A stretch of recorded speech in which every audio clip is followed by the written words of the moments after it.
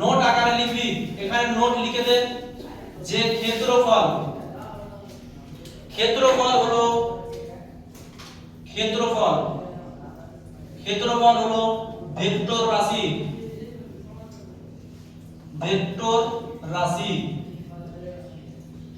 Vector রাশি এবং এর দিক হলো তল বরাবর লম্ব, তল বরাবর বাইরের দিকে,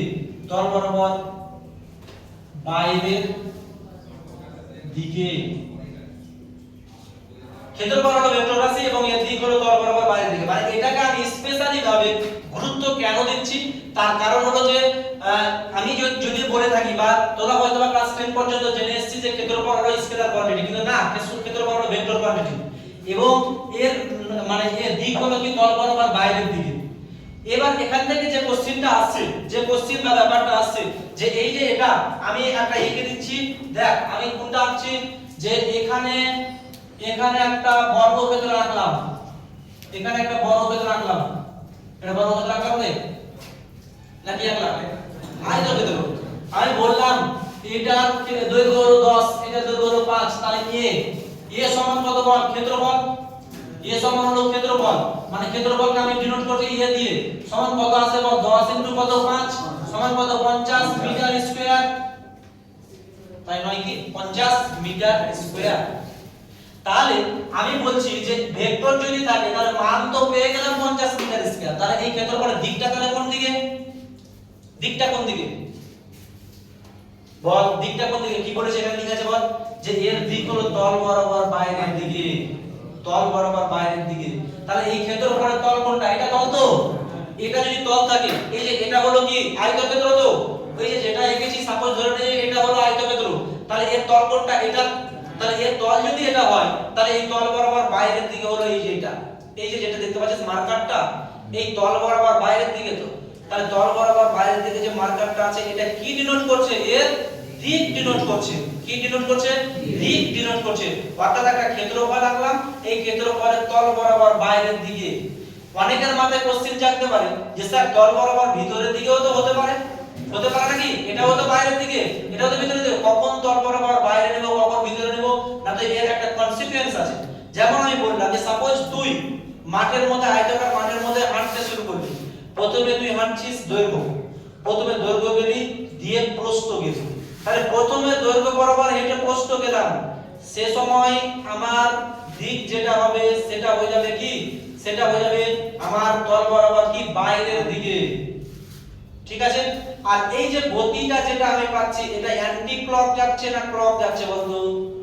এই যে আমি হাঁটছি, দেখ অ্যান্টি ক্লক যাচ্ছে না ক্লক যাচ্ছে? অ্যান্টি ক্লক না ক্লক? অ্যান্টি ক্লক নয়, অ্যান্টি ক্লক তো। অ্যান্টি ক্লক মানে ঘড়ির কাঁটা কি করছে? এরকম ভাবে ঘুরছে, ঘড়ির কাঁটা এরকম ভাবে ঘুরছে, আর আমি যাচ্ছি এরকম ভাবে, মানে ঘড়ির কাঁটার বিপরীত দিকে, মানে এটা তো অ্যান্টি ক্লক।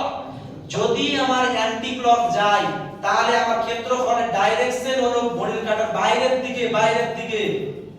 এবার যদি আমি ঘড়ির কাঁটার দিকে যাই, এই যে দৈর্ঘ্য থেকে আমি প্রস্থ নিয়ে এলাম, এরকম ভাবে আমি মুভমেন্ট করতে শুরু করলাম, তাহলে আমার ডাইরেকশন কোনটা হবে? ভিতরের দিকে।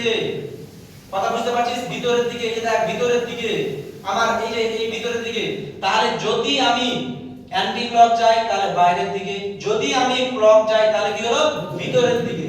এই যে এরকম ভাবে আমার অ্যান্টি ক্লক যাচ্ছি, তো তার মানে দৈর্ঘ্য নিলাম, যে প্রস্থের দিকে আমি এরকম ভাবে টেনে দিলাম, আমার বুড়ো আঙুল কোন দিকে ডিনোট করছে? বাইরের দিকে।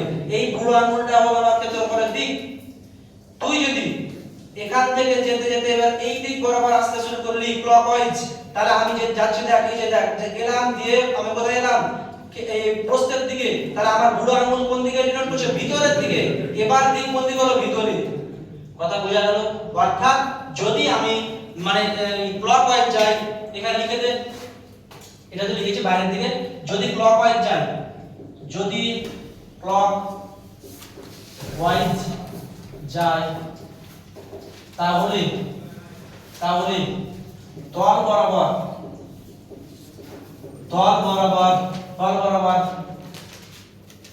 ভিতরের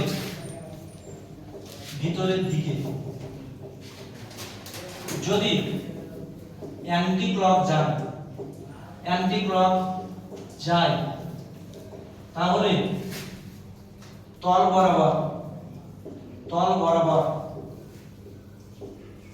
বাইরের দিকে ক্ষেত্রফলের দিক নির্দেশ করবে।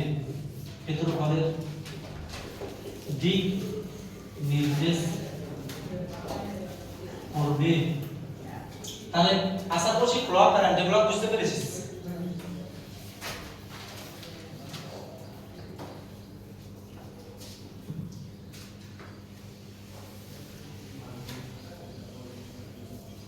ক্ষেত্রফলের দিক নির্দেশ করবে। এই যে ক্ষেত্রফল নিয়ে এতটা আমি এটাকে গুরুত্ব দিলাম কেন, তার কারণটা হলো আমরা যখন 11 12 ছেড়ে কম্পিটিটিভের জন্য এখন প্রিপারেশন নিব, তখন কিন্তু কম্পিটিটিভে কিন্তু মাঝে মাঝে কিন্তু একটা কোশ্চেন দেয়, নিম্নের কোন রাশিটা ভেক্টর কোয়ান্টিটি। আমি যেমন কোশ্চেনটা লিখে দিচ্ছি যে নিম্নের কোন রাশিটা, নিম্নের কোন রাশি ভেক্টর।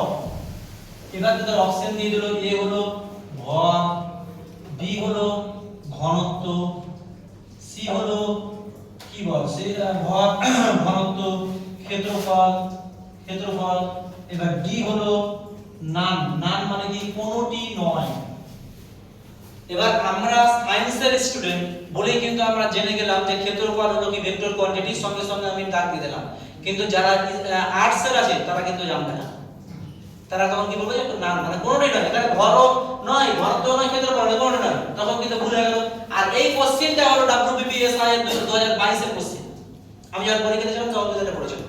আর এই কোশ্চেনটা মাঝে মাঝে রিপিট হয়, শুধু এসআই এর কোশ্চেন নয়, এটা WBCS যে কোনো কম্পিটিশনের পরীক্ষাতে কিন্তু এই ধরনের কোশ্চেন আসে।